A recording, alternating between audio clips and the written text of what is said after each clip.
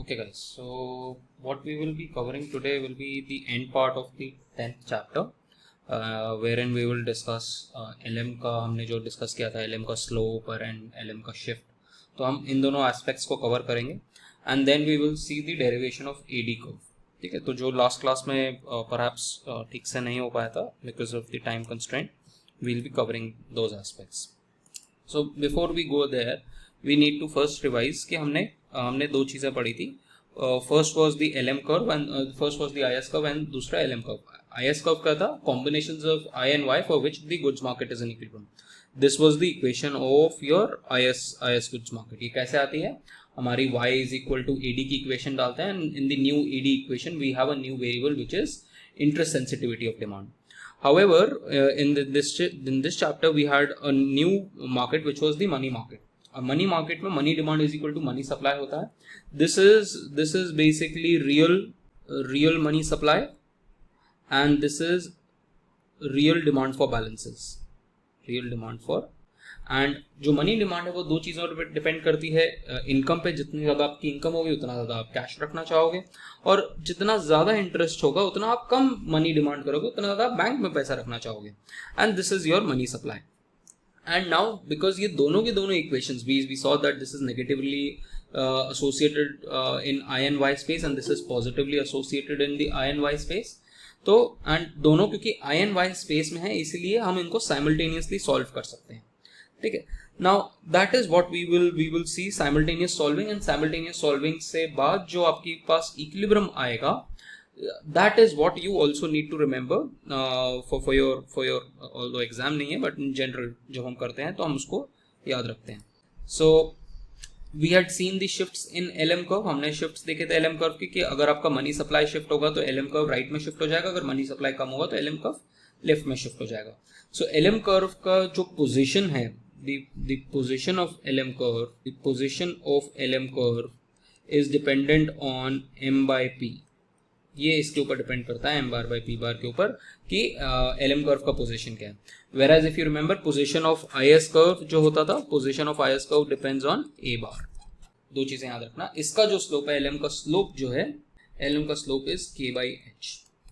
Income sensitivity of money demand and interest sensitivity of money demand. Whereas IS का जो slope है that is 1 upon alpha GB on the multiplier and interest sensitivity of investment. तो ये दो factors हैं. Now let's move on to simultaneously solving. Simultaneously solve basically उसमें क्या करोगे, आप दोनों equilibriums को एक साथ ले आओगे and the key aspect to cover to notice here is कि आपके यहाँ जो प्राइसेस हैं वो कांस्टेंट हैं. ठीक है, क्योंकि we are in a depression economy. Do remember this guys, ये बहुत इंपॉर्टेंट अजम्पशन है यहाँ पर, that the prices are constant. Prices constant इसलिए क्योंकि ये जो थ्योरी दी गई थी ये ग्रेट डिप्रेशन के टाइम पे दी गई थी. ग्रेट डिप्रेशन के टाइम पे थ्योरी दी गई थी. एंड ग्रेट डिप्रेशन के टाइम पे क्या था, हमारा एग्रीगेट सप्लाई, लोगों की फैक्ट्रीज खाली पड़ी हुई हैं, लोगों की क्या कहते हैं फैक्ट्रीज या कोई भी और एम्प्लॉयमेंट की अपॉर्चुनिटीज जो हैं वो आपके पास मिल जाएंगी. But point is your output आप इजीली बना सकते हो eight the same price, but demand नहीं है. तो डिमांड की जो डेफिशिएंसी है उसका इशू था. तो ये इसी वजह से आपके जो प्राइसेस हैं, प्राइस लेवल जो है वो कांस्टेंट है. That firms are willing to supply whatever amount of output demanded at the same particular level. क्योंकि लोग डिमांड ही नहीं कर रहे तो इसलिए वो प्राइस क्यों बढ़ाएगा. कोई आदमी प्राइस तब बढ़ाता है जब आपकी प्रोडक्ट जो है वो बिकना शुरू होता है, तो आप कहते हो कि अच्छा यार ये ज्यादा प्राइस पे भी खरीद सकता है. और दूसरी चीज आप प्राइस बढ़ाते हो जब आपका इनपुट प्राइस बढ़ जाता है. तो यहाँ पर प्राइस चेंज नहीं हो रहा मार्केट के अंदर, तो आपका जो लेवल ऑफ आउटपुट है जो आप बना रहे हो वो सेम प्राइस पे है. So this entire construction of IS and LM meeting is on the basis of a flat short run aggregate supply curve. तो आपका flat short run aggregate, इसको हम कई बार SRAS भी लिखते हैं, short run aggregate supply curve, वो आपका वो flat है. ठीक है, तो ये आपकी इक्वेशन है और जिसके अक्रॉस आपका LM के अक्रॉस भी प्राइसेस कांस्टेंट है एंड आपके IS के अक्रॉस भी प्राइसेस कांस्टेंट है. और जब आप दोनों को साथ में इंटरैक्ट करोगे तो आपके पास एक आउटपुट मिलेगा, आउटपुट इनकम, और दूसरा आपको इंटरेस्ट रेट मिलेगा.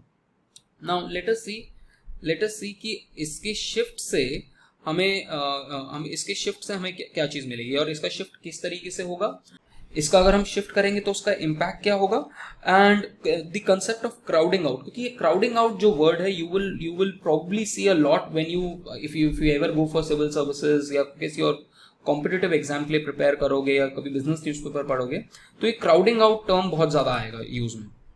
Now what is this crowding out and ये सारी चीजें क्या है। नाउ सपोज हम कहते हैं कि हमारी इकोनॉमी के अंदर एग्रीगेट और ए बार जो है वो इंक्रीज हो गया। नाउ वी नो कि जब हमारा ए बार इंक्रीज हो जाता है तो हमारा आई एस कर्व राइट में शिफ्ट हो जाता है एंड वी ऑल्सो नो कि वो शिफ्ट का क्वांटम क्या होता है। इफ यू रिमेंबर हमने यहाँ पर ये शिफ्ट का क्वांटम भी देखा था, ये देखो ये हमने शिफ्ट का क्वांटम भी देखा था कि ए बार जो है आपका यहाँ से यहाँ शिफ्ट हो गया, ठीक है, इतना इंक्रीज हुआ, ए बार की वजह से चेंज हुआ। ये दोनों में चेंज जो आ रहा है, ये दोनों में जो चेंज आ रहा है ये ए बार की वजह से है। तो ए बार की वजह से ये आपका एडी कर्व यहाँ पर शिफ्ट हुआ, वो आउटपुट से यहाँ मिला और आपका सेम इंटरेस्ट रेट पे आपके पास ज़्यादा इनकम और आउटपुट मिल रहा है। तो हमने शिफ्ट देखा था that the shift is basically equal to multiplier होगा, तो change in y upon change in A bar is equal to alpha G, हमें पता था।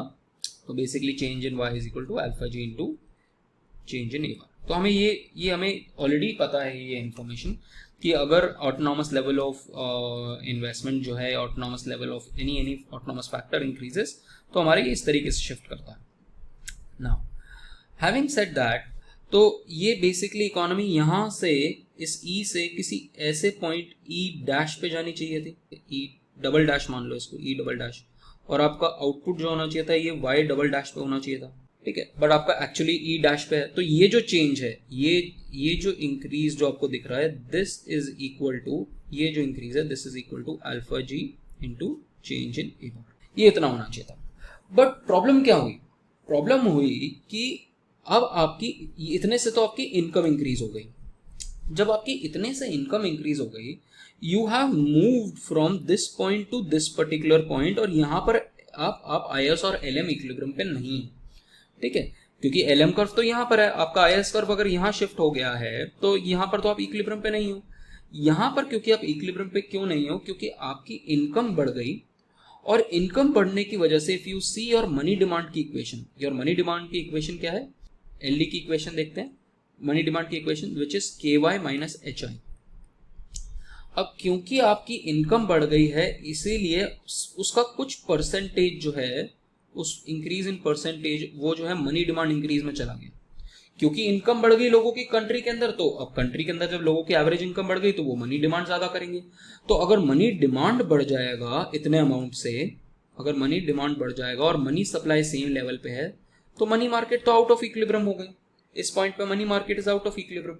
तो मनी मार्केट वापस इक्विलिब्रियम पे कैसे आएगी, मनी सप्लाई तो चेंज हो नहीं रहा है, तो मनी डिमांड को ही वापस अपने लेवल पे आना पड़ेगा। दैट मीन्स मनी डिमांड को गिरना पड़ेगा। मनी डिमांड सिर्फ एक ही तरीके से गिर सकती है अब, कि जब इंटरेस्ट रेट्स बढ़ जाएं, क्योंकि इंटरेस्ट रेट्स अगर बढ़ेंगे तो आपका मनी डिमांड फॉल होता है।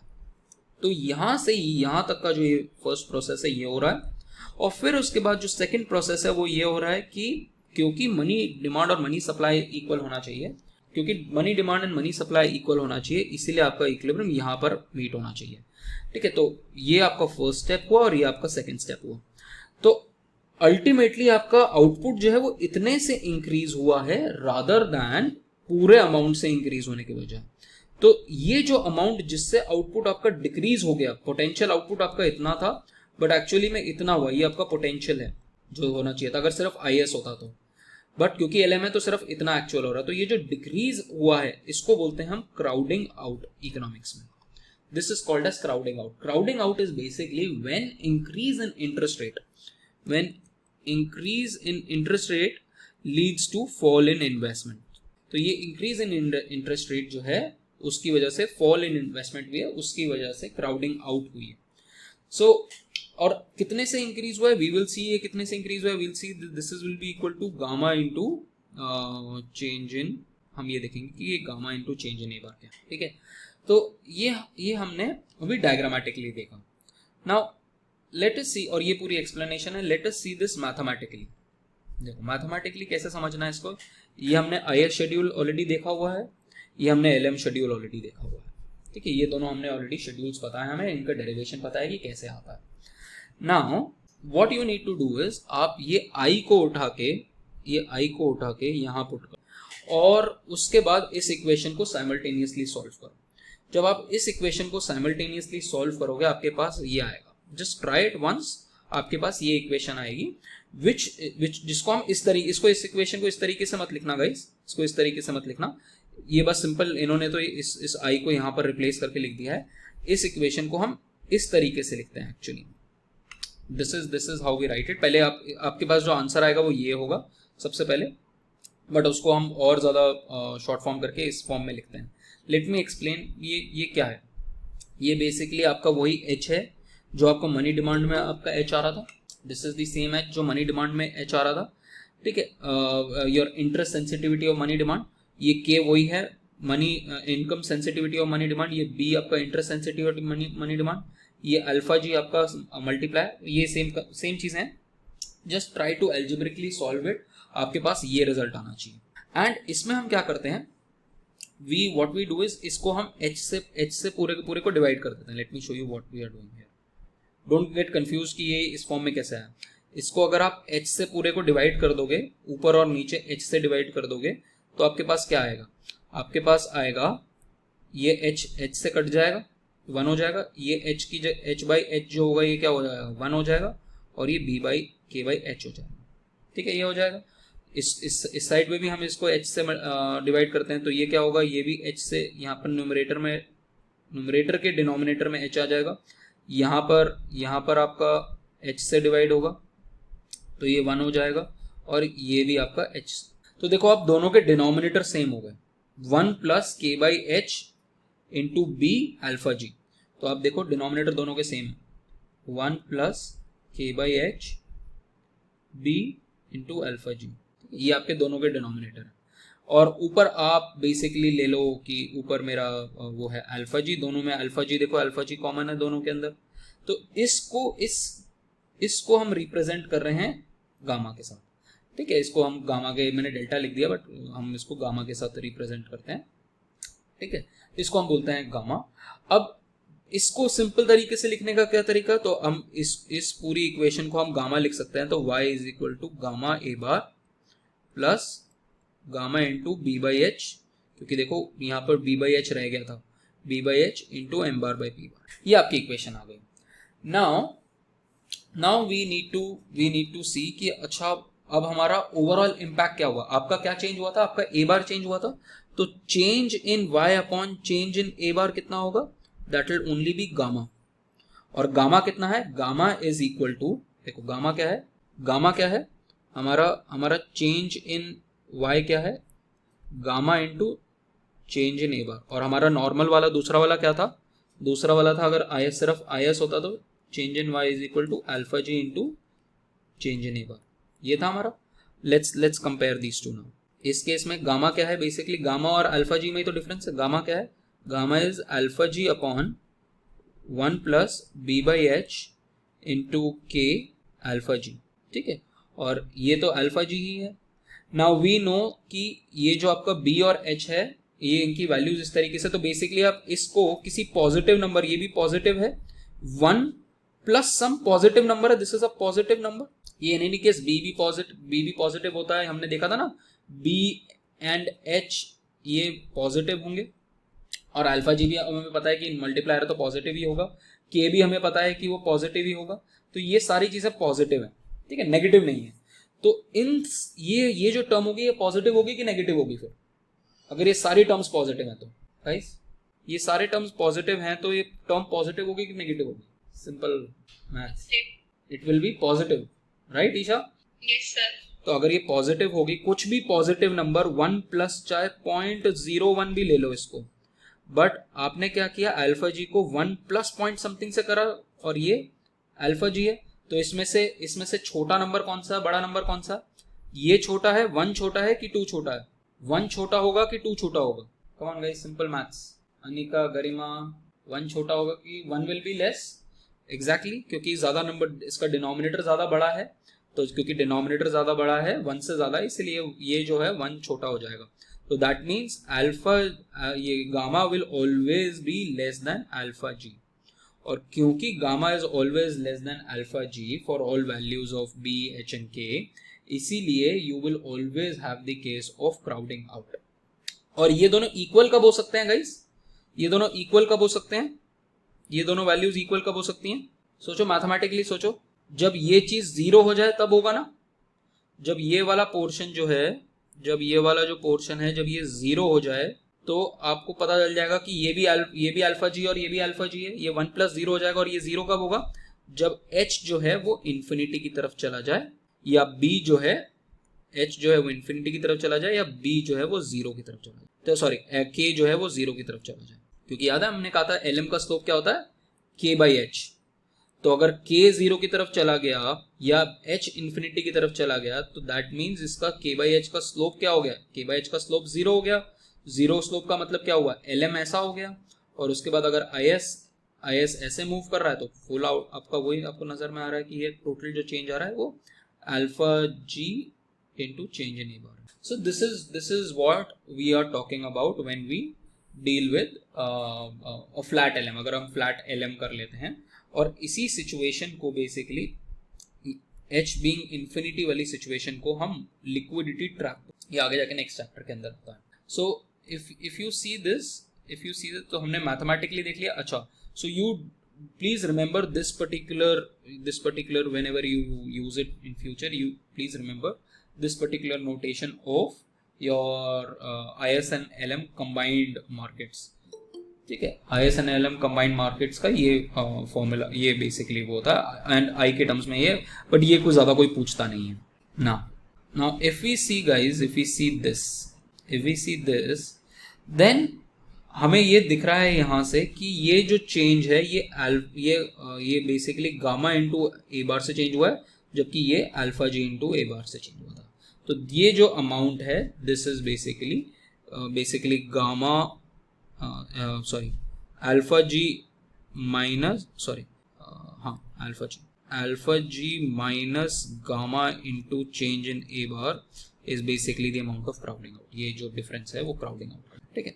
Now the last thing that I wanted to cover at least for this particular chapter was deriving the aggregate demand schedule, जो ठीक से again last class में नहीं हो पाया था because of scarcity of time. Now aggregate demand curve क्या होता है? Aggregate demand curve basically is an equilibrium of demand for which both the money market and the goods market should be in equilibrium. तो aggregate demand, जो real aggregate demand होती है economy के अंदर, उसमें आपका गुड्स मार्केट भी equilibrium पे होना चाहिए और मनी मार्केट भी इक्विलिब्रियम पे होना चाहिए। जो हम पिछले चैप्टर में जो हम ये वाला एडी और ये बनाते थे, एडी और ये वाला जो वाई बनाते थे, ये सिर्फ गुड्स मार्केट का इक्विलिब्रियम दिखाता था। बट एक्चुअली में जब हम एग्रीगेट डिमांड का जब शेड्यूल बनाते हैं तो हम गुड्स मार्केट को भी इक्विलिब्रियम में लेते हैं और मनी मार्केट को भी इक्विलिब्रियम में लेते हैं। And you hold A bar as constant and nominal supply, money supply as constant. इन दोनों को आप कांस्टेंट लेके चलोगे, नहीं तो एग्रीगेट डिमांड शिफ्ट हो जाएगी, ठीक है। And you allow prices to vary. Prices to vary क्यों करते हैं हम? क्योंकि एग्रीगेट डिमांड पी और वाई के स्पेस में बनेगा, पी और वाई के स्पेस के अंदर एग्रीगेट डिमांड बनता है।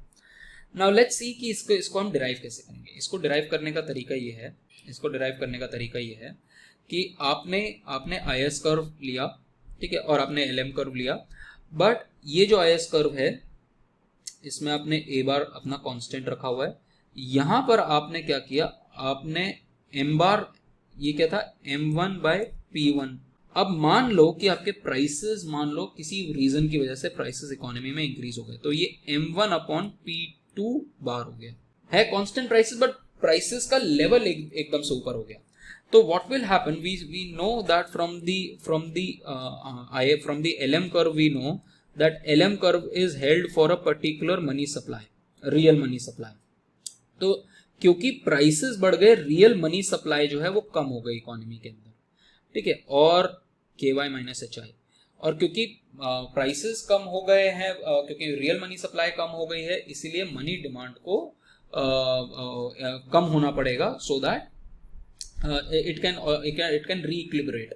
तो मनी सप्लाई जो हो गई कम हो गई, तो मनी डिमांड अभी ज्यादा है, तो दैट मीन्स आपकी मनी डिमांड को भी कम होना पड़ेगा। मनी डिमांड कम कैसे होगी? जब y कम होगा और I बढ़ेगा, यही तरीका है। और देख लो आप, यहाँ से y कम हो रहा है और I बढ़ रहा है, तो आपकी मनी डिमांड वापस कम हो जाएगी और will be equal to again your money supply. तो हमारा जो LM कर्व है उसका शिफ्ट जो है वो यहाँ से यहाँ हुआ because of increase in price levels. ठीक है, सो अब आपका नया इक्विलिब्रियम यहाँ पर है, तो हम इसको ड्रॉ डाउन करते हैं कि देखो हमारा आउटपुट जो है वो y2 से y1 होगा जब प्राइस लेवल्स P1 से P2 हो गए, and you join these points, you get a downward sloping AD curve. So this is how you basically derive the AD curve in the economy. AD curve is a negatively sloping curve, और यही पूरा यहाँ पर analysis यहाँ पर लिखा हुआ है इस चीज को कि AD कर्व कैसे आ रहा है और वो क्या। Now कई बार we call this as, ये जो इक्वेशन है इसको हम बोलते हैं फिस्कल पॉलिसी मल्टीप्लायर। इस सिर्फ गामा को हम बोलते हैं फिस्कल पॉलिसी मल्टीप्लायर, क्योंकि अगर मेरा G बार चेंज होगा, G बार इंक्रीज होगा, तो मेरा आउटपुट कितने से इंक्रीज होगा? अल्फा G इंटू चेंज इन G बार से, इसलिए हम उसको फिस्कल पॉलिसी मल्टीप्लायर बोलते हैं।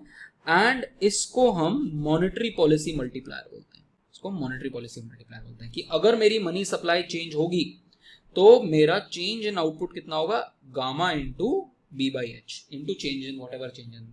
These are the concepts that I would have introduced to you in the next chapter, but again, given if the entire class agrees to it, we will have that discussion. Otherwise, I mean, it will be just a fruitless exercise with. ठीक है? I hope guys, any doubts guys? ये समझ में आया पूरा AD का analysis, AD का derivation and कैसे ये आपका IS and LM एक साथ meet कर रहा है? Did you get it?